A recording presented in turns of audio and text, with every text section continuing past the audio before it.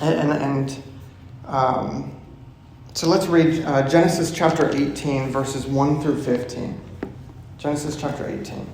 An interesting little story here. And the Lord appeared to him being Abraham, and the Lord appeared to him by the oaks of Mamre as he sat at the door of his tent in the heat of the day. He lifted up his eyes and looked, and behold, 3 men were standing in front of him. When he saw them, he ran from the tent door to meet them and bowed himself to the earth and said, O Lord, if I have found favor in your sight, do not pass by your servant. Let a little water be brought, and wash your feet, and rest yourselves under the tree, while I bring a morsel of bread that you may refresh yourselves. And after that you may pass on, since you have come to your servant. So they said, Do as you have said. And Abraham went quickly into the tent to Sarah and said, Quick, 3 seahs of fine flour. It's like, I think it was a measure in liters, kind of. So like a liter for each or something like that. Yeah, 7.3 liters, actually. So he says, 3 seahs of fine flour, knead it and make cakes. And Abraham ran to the herd and took a calf, tender and good, and gave it to a young man who prepared it quickly. Then he took curds and milk and the calf that he had prepared and set it before them, and he stood by them under the tree while they ate. They said to him, Where is Sarah, your wife? And he said, She's in the tent. The Lord said, I will surely return to you about this time next year, and Sarah, your wife, shall have a son. And Sarah was listening at the tent door behind him. Now Abraham and Sarah were old, advanced in years. The way of women had ceased to be with Sarah. So Sarah laughed to herself, saying, After I am worn out, and my Lord is old, shall I have pleasure? The Lord said to Abraham, Why did Sarah laugh and say, Shall I indeed bear a child now that I am old? Is anything too hard for the Lord? At the appointed time I will return to you, about this time next year, and Sarah shall have a son. But Sarah denied it, saying, I did not laugh, for she was afraid. He said, No, but you did laugh. That's our passage this morning. An interesting little narrative. But I want to kind of zoom out for a second and look at this text topographically as we revisit Genesis. We haven't been in Genesis in a little while. And so if you're looking very broadly at the book of Genesis, it's really primarily the story of 6 men. That's all it is. I mean, it's a huge, 50 I think 50 chapters or what. But it's really just the stories of 6 men's lives, right? So you start with Adam, and then you go to Noah, you go to Abraham, and you go to Isaac, and you go to Jacob. And so we've gone through Adam, we've gone through Noah, right? And we've gone through a lot of Abraham's story. But now we find ourselves at the start of Isaac's story. Really, the story of both Abraham and his son Isaac in chapters 18 through 26. So that's kind of the flyover of where we're at in the book, really. But when we zoom back in on this story of Abraham thus far, maybe you'll recall leading up to this moment, God called Abraham in chapter 12. And he made a formal covenant with him in chapter 15. And God talks to him about how Abraham's offspring will be in multitudes. He says, numbered like the stars, right? I think we see a couple times. But in chapter 16, Abraham and Sarah got really impatient and tried to take matters into their own hands by giving Hagar to Abraham. And they had Ishmael. And God explained that this was not the promised child. And in chapter 17 made very clear, he said, Sarah your wife, he says this to Abraham, Sarah your wife shall bear you a son, and you shall call his name Isaac. And similarly to this passage, God says, Sarah will give birth to Isaac this time next year, and Abraham laughed. All right, so that's where we left off, with a very similar passage in tone. And so now in Genesis 18, that same promise is reaffirmed as we come to one of those moments in Scripture where the extraordinary breaks into the ordinary. where the divine sits and visits the dust of the earth, right? Abraham's just sitting by the oaks, by an oak tree, in this place that he probably traveled to often, kind of a common camp for him. And he's sitting in the heat of the day, and some visitors come by. And Abraham responds not just hospitably by serving them a meal, but reverently in the way that he serves it, and acknowledging one of the visitors as the Lord. And during this visit, God reaffirms that promise that Sarah will bear a son within a year. And so just like Abraham laughed, Sarah laughs in disbelief because of her old age. And the Lord responds to the question as a good one for us to ask as a church and as individuals. In the heat of this day and in the heat of this moment, is anything too hard for the Lord? The passage highlights that God promises. His promises often come in unexpected ways, ways that are sometimes hard to believe, ways that challenge our assumptions. And yet these promises never fail. Right, so I've divided our text this morning into 3 sections, verses 1 through 5, a surprising visitation, verses 6 through 8, a sacred fellowship, and in verses 9 through 15, kind of a twofold point, a startling promise and a skeptical response. Startling promise and a skeptical response. All right, so we begin with verses 1 through 5, right? The Lord appears to him by the oaks of Mamre, and he sat at the door of his tent in the heat of the day. He lifted up his eyes and looked, and behold, 3 men were standing in front of him.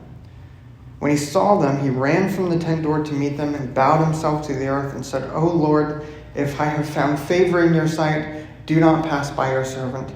And he starts, kind of frantically gathering, right? Let a little water be brought, wash your feet, rest yourselves under a tree. I'll bring a morsel of bread, refresh yourselves, and kind of handles this visitation, right?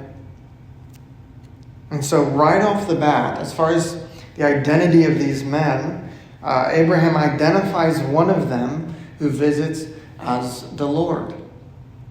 And more details as far as who the other 2 are given in the next chapter, in the first verse. So if you take verse 33 of this chapter and on, it says, "When the Lord had finished speaking with Abraham, he left, and Abraham returned home.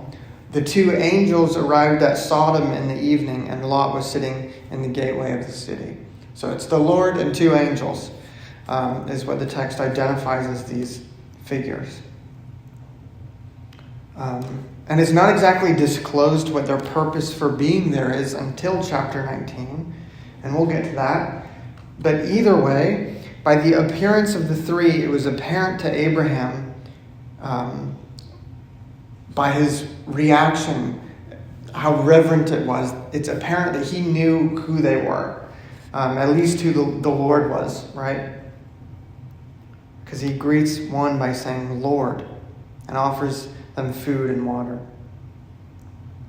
I remember I was talking to a friend actually this morning about some of my time at sophomore year of college.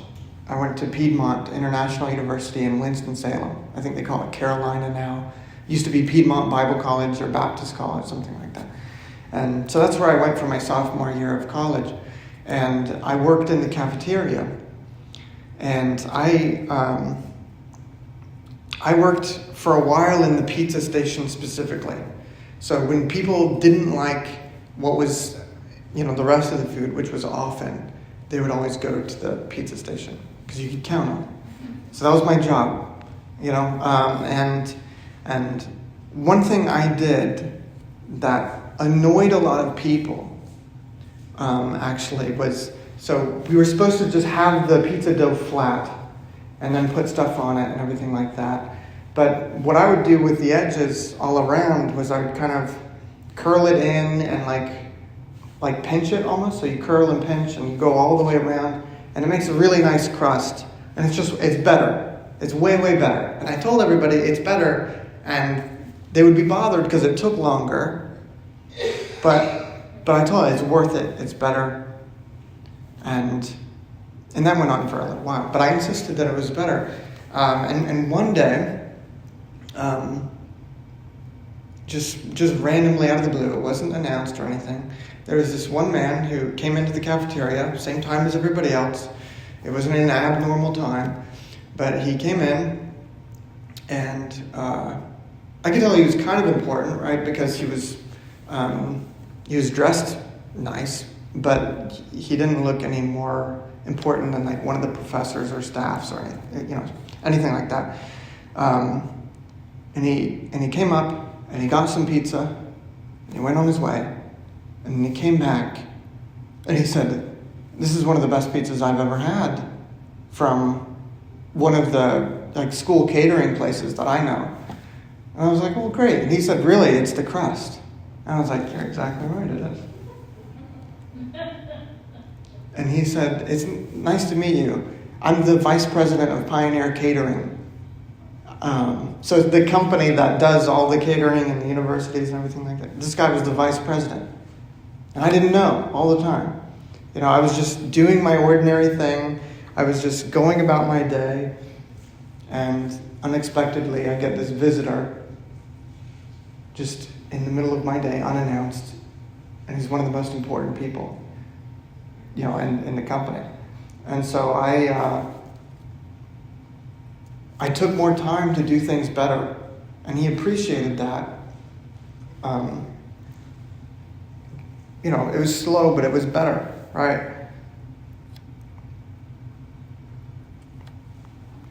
Similarly, I think this passage is a really good example of the fact that God doesn't always show up in Scripture in our lives with trumpets blaring. He doesn't always come announced. There's not quakes of thunder, I know the ground vibrated today, but sometimes,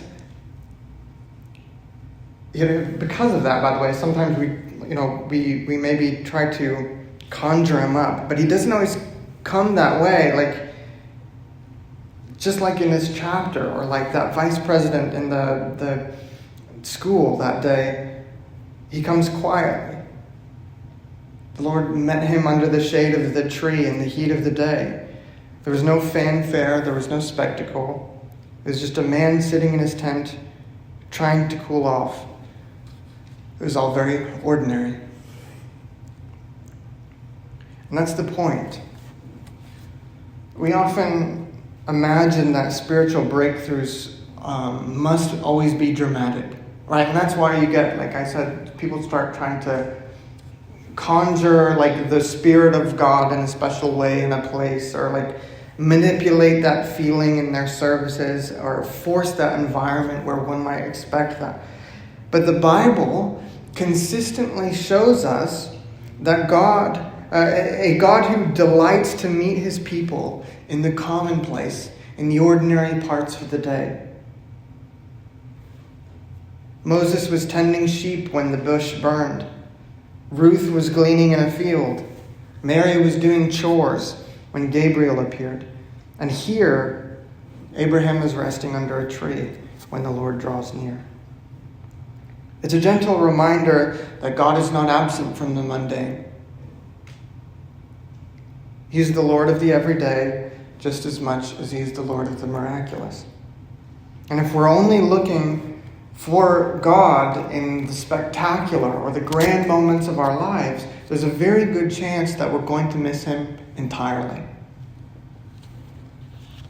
When the heat bears down, when life feels slow and repetitive and dull and mundane and monotonous, right?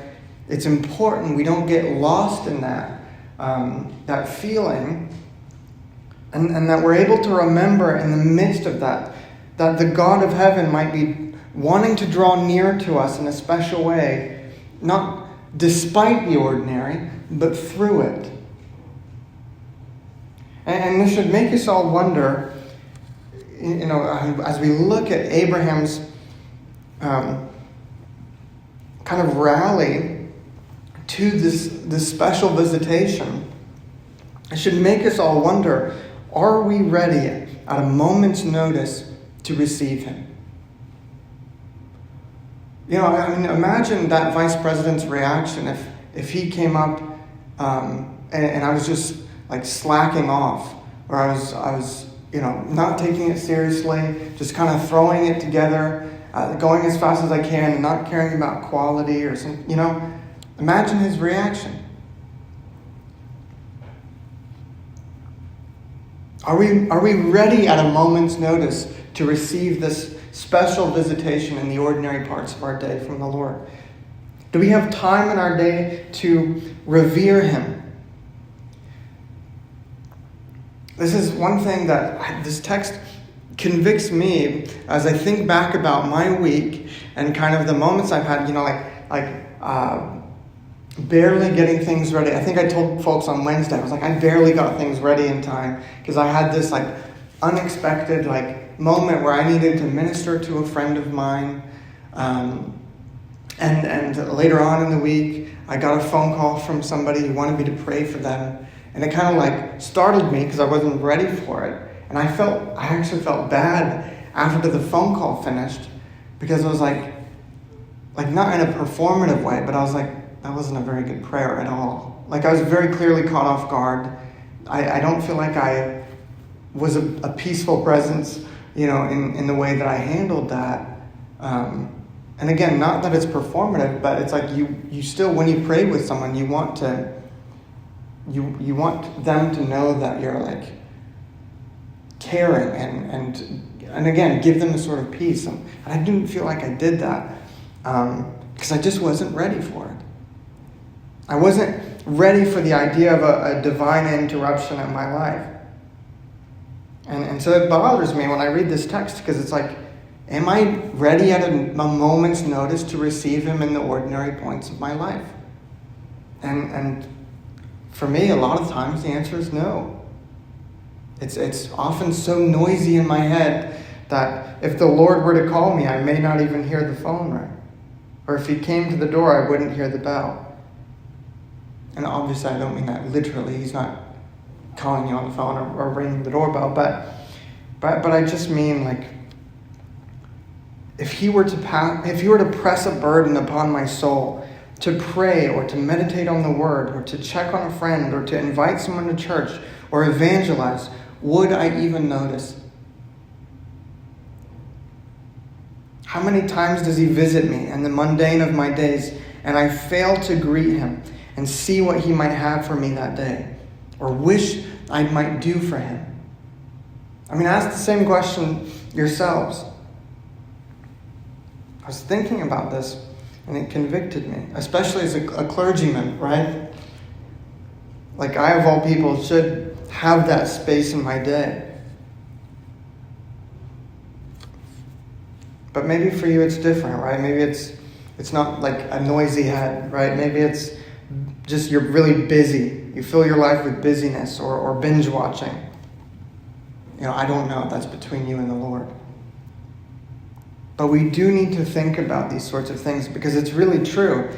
It's not just remarkable in this passage. It's not just remarkable that the Lord appears, but also how Abraham responds and that he was ready and he hustled, right? He sees 3 men and without hesitation he runs to meet them. He's 99 years old. It's hot. And yet he hurries, he bows low, and he offers the best of what he has. And it's not just a matter of cultural hospitality. It's not just a matter of courtesy. It's a matter of spiritual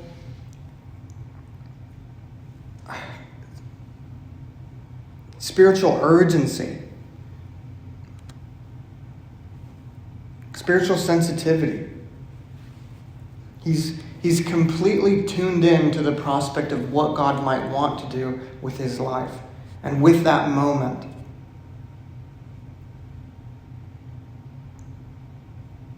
I really want this for us both as a gathered body and as individuals.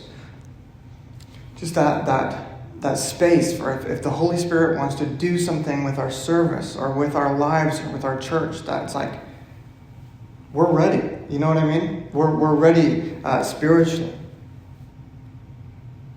On a similar note, it's really interesting that this passage includes details within the narrative, again, for how Abraham went about this exactly. So if you look at, especially into verses 6 through 8, you get it a little bit in the former passage, but look at the sacred fellowship in 6 through 8. And Abraham went quickly into the tent to Sarah and said, "Quick, 3 seahs of fine flour, knead it and make cakes." And Abraham ran to the herd and took a calf, tender and good, and gave it to a young man who prepared it quickly. Then he took curds and milk and the calf that he had prepared and set it before them. And he stood by them under the tree while they ate. All right, so there's a lot of really, really descriptive words here. I've noticed this. I don't think just my mom's like this. I think every mom's like this. But if I, just an example today, if I, I'll get in trouble, but here we go. If I get a headache, I got a headache, and that's it. If Elijah gets a headache, he gets them worse than I do. But even then, if Elijah gets a headache, he gets a headache. But if a mom gets a headache, it's a splitting headache. It's a debilitating headache. You know what I mean? You can't just get a headache. It's got to be a splitting headache. It's a debilitating, and so I laughed kind of thinking about that because you get these really descriptive words. He didn't just get up and go to them. He got up quickly, right? Even when it comes to the guy preparing the calf or kneading the flour, right? There's so many descriptive words that paint a picture. And in this passage, the passage before, right, 1 through 5, right, we saw, again, he didn't just go up to him, he ran. When he bowed, he didn't just bow, he bowed all the way down to the earth, it says. And here, he doesn't just go to the tent, he goes quickly. He runs to the herd. He gets not just any calf, he gets a tender and good calf. He gives it to a young man who also prepares it quickly, right? There's an urgency about this whole thing. When Elijah was playing basketball, and I would kind of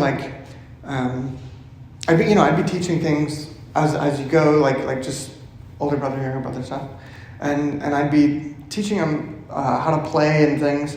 And one thing that I always told Elijah, if there was a loose ball that kind of got out and it was going somewhere, don't ever, especially, it's one thing if we're playing together, but if you're at practice or at a game, I used to tell him this all the time, don't ever walk to that ball. Your coach doesn't want to see you walk to the ball. Run to the ball. Run to it every single time. Why? Because to hustle is to care.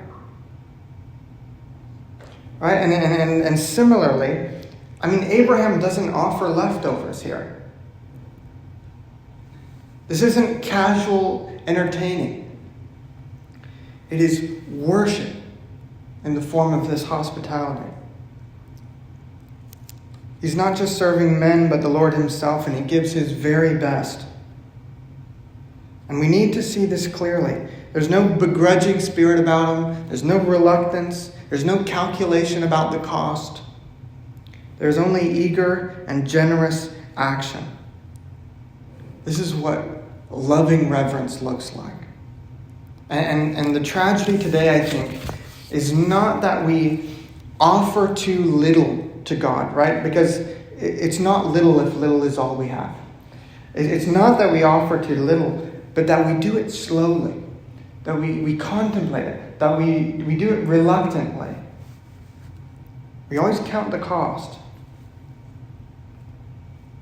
But love for God expresses itself in quick, full, joyful response to what he wants to do with our lives. The coach is watching, and to hustle is to care. Abraham had no idea how this afternoon would unfold. He didn't get a vision the night before. He wasn't told, prepare, the Lord is coming soon, any more than I was told by my boss, hey, the VP is going to come by tomorrow. That would have been good to know. He was simply living faithfully when the opportunity came. And what's fascinating is this. The moment of divine fellowship, this moment came through simple, ordinary acts done with haste and intentionality. Abraham didn't take a moment to retreat and pray about it. He didn't go to or isolate himself in a quiet place and wait for a vision about how he should respond. Or he didn't do anything. He went to the kitchen. And beloved, this is where the majority of the Christian life happens. Not at the pulpit, not on mountaintops, but in the kitchens and fields and conversations. The presence of God is experienced most profoundly in the duties we perform out of love for Him and those around us. As Paul says in Romans 12, offer your bodies as living sacrifices, This is the reality of what daily worship looks like. And finally, we come to verses 9 through 15. They said to him, where's Sarah, your wife? Which, by the way, if I had told anybody I was getting them food or anything, that's what they would ask too. Where's Kaylee? But they asked him, I said, where's Sarah, your wife? And he said, she's in the tent. The Lord said, I will surely return to you about this time next year, and Sarah, your wife, shall have a son. And Sarah was listening at the tent door behind him. Now, Abraham and Sarah were old, right? Advanced in years. I think, it doesn't say it in the text, but I think it's like he's 99 and she's around 89 at this point. You can fact check me. But they're advanced in years, the text says. And it says, the way of women had ceased to be with Sarah. So Sarah laughed to herself, saying, after I'm worn out and my Lord is old, shall I have pleasure? The Lord said to Abraham, why did Sarah laugh and say, shall I indeed bear a child now that I'm old? Is anything too hard for the Lord?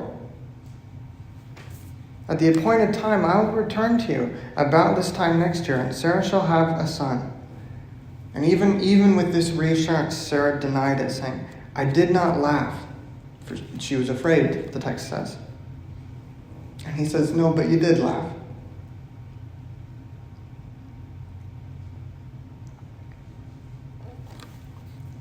Notice, when the visitors ask, where is Sarah, your wife? They already know her by name ahead of time. The promise was already given in the chapter before, right? Sarah, your son, Sarah shall bear you a son, and you shall call his name Isaac. And God says Sarah will give birth to him this time next year.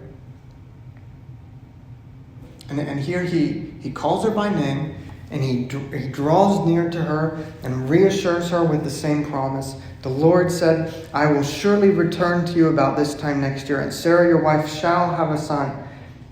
And Sarah was listening at the tent door behind them. So the promise has a name attached, a time attached, a womb attached, right?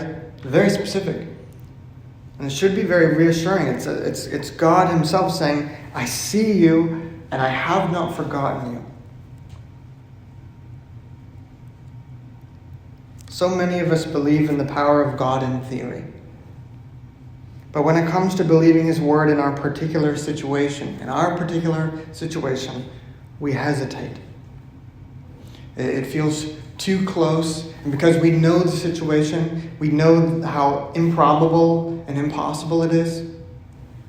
All right, so it feels too close, it feels too impossible, and maybe He said no to you a few times, and you've given up asking Him for things. Or maybe it's just been so long in the waiting that you've stopped trusting Him. But either way, there's likely some extent to which you can empathize with Abraham and Sarah here and feel their pain. Even when God gives a reassuring promise here of comfort. Right? They're in so much pain. I mean, they tried to take matters in their own hands even. Not much waiting, but I mean, decades of it. Enough to try to make this promise come true themselves. And this is how I want you to read this passage, almost like it's a pastoral case study. And this is a couple that you know.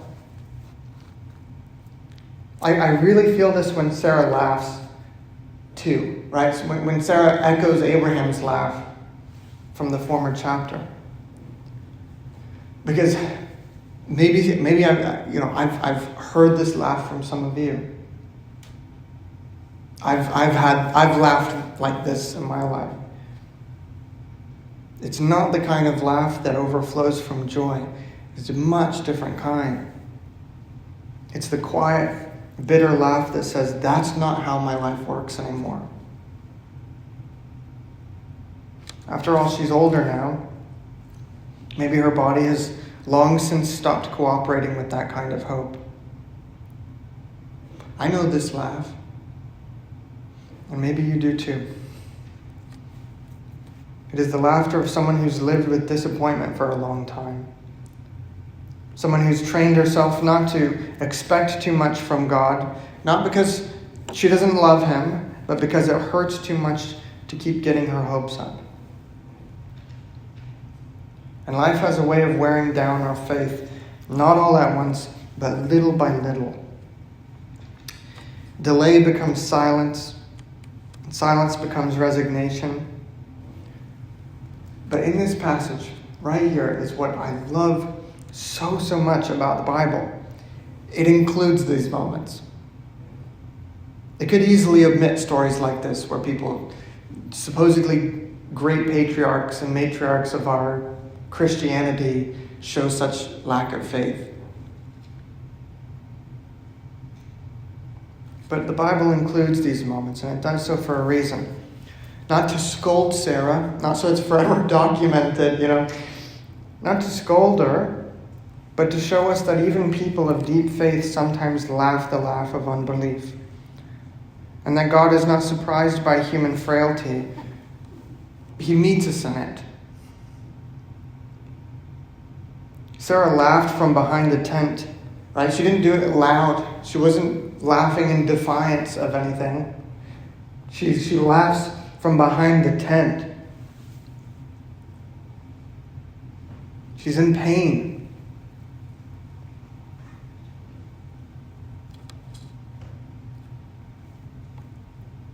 But regardless of if it feels true to her, God steps into that pain and reassures them of his promise, because it isn't the greatness or extent of our belief that fulfills those promises, but the greatness and might and majesty of our God.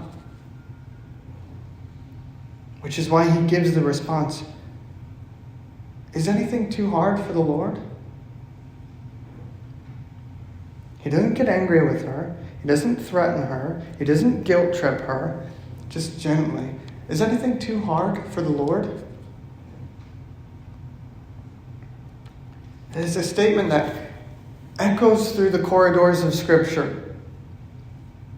Jeremiah, he asks him in Jeremiah 32:26, the word of the Lord came to Jeremiah, behold, I am the Lord, the God of all flesh. Is anything too hard for me?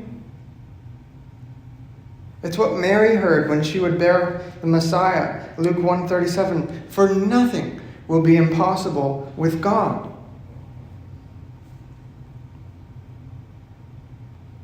It's not meant to shame us, but to reawaken our trust and to lift our eyes above the limitations we've grown used to. God doesn't promise Sarah a child because she finally believed enough. Right? The promise stands because he's faithful. The point is not Sarah's strength of belief, but God's power to fulfill his word. And so we must be careful here. The deeper promise is not that every womb will bear a child or every pain will be healed in this life, but that God has the power to do what he has promised. For Sarah, it was a son. For us, it may be peace and grief, endurance and trial, or joy in waiting. And the question remains for all of us, do we trust the character of the one who asked this question? Is anything impossible for him? Is anything too hard for him? We all carry unspoken laughs, quiet internal reactions to God's promises that feel out of reach. Maybe it's you have a hard time forgiving someone who's hurt you deeply, or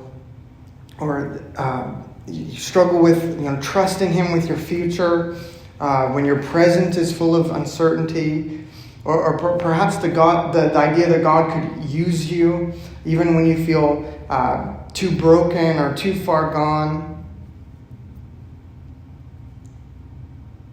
And what God, he doesn't just crush those doubts, like people want him to, but he uses them. He by speaking into them, he asks for a response. When he challenges our disbelief by asking the question, is anything too hard for me? How will we answer?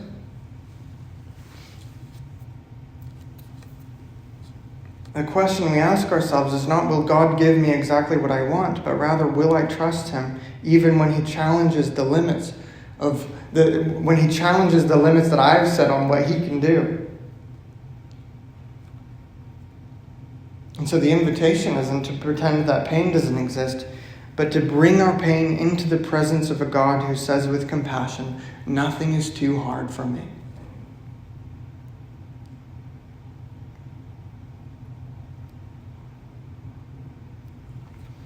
Again, I mentioned this passage really spoke to me this week, just because of some of the divine interruptions I've had. And it's like, man, I don't leave space for this. I don't have a spiritual readiness for this like I really should. But here, it's like what began as an ordinary afternoon turned into a defining moment in their lives. Not because Abraham had planned it that way, but because he was ready. And that's the takeaway. So as I conclude, Abraham didn't summon God. He simply made space in his life for divine interruptions. He served generously, and in doing so received something far greater than he expected. Not just a meal shared, but a future spoken. It isn't just a good story. It's a call. Because some of us are sitting under our own trees right now, in the heat of long days, weary from waiting, resigned to keep things the way they are. And yet the invitation from Genesis 18 here is this: stay spiritually awake. Keep your heart open. Offer your best even when it feels small. God still shows up sometimes in the stillness of obedience and in places we've quietly given up hope. And when he does, we don't want to miss it. So we ask ourselves these questions throughout our week. Ask yourself these questions. If you're taking notes, this is the time. Am I making room in my life for divine interruptions? Am I living with enough margin relationally and emotionally and spiritually to serve others with urgency and joy?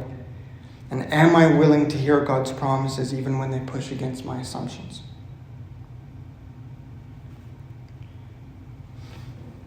Our benediction this morning is Ephesians